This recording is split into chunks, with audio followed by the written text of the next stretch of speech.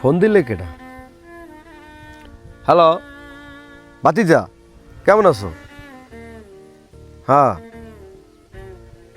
হ্যাঁ বাবা, আমি সুদে টুদে টাকা লাগাই না, আমি সুদ খাই না, ওই হারাম জিনিস আমি খাই না, ওটা আল্লাহ আমার না খাওয়ায়।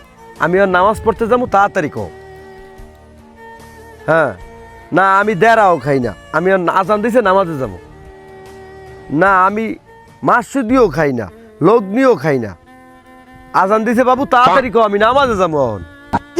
হ্যাঁ পয়সা 10,000টা।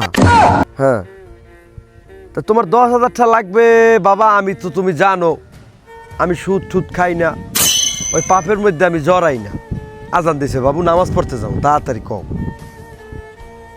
হ্যাঁ, একটা অপশন আছে আমার দ্বারে, যদি তুমি 10,000 টাকা নেও, দানের উপরে আমি দিতে পারি বাবু।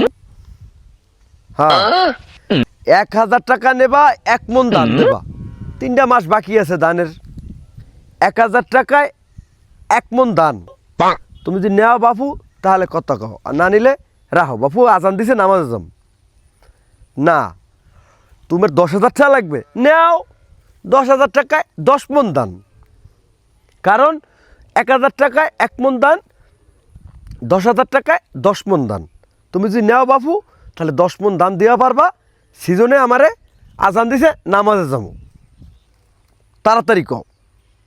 হ্যাঁ হ্যাঁ, সুদের চেয়ে বেশি হয় কিনা আমি আর জানি না বাবা, আমি সুদ খাই না, আমি সুদের হিসাব জানি না, আমি দানের উপরে টাকা দেই।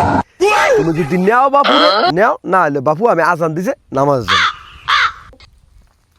ঠিক আছে বাবু, তা তুমি আইয়া নিও, কথা মনে রেখো, 3 মাস টাইম, 10,000 টাকায় 10 মণ দান। আচ্ছা বাবু, তুমি আইসা নিয়ে যাইও। ওকে বাপু, আজান দিছে নামাজ যাবো, রাহো।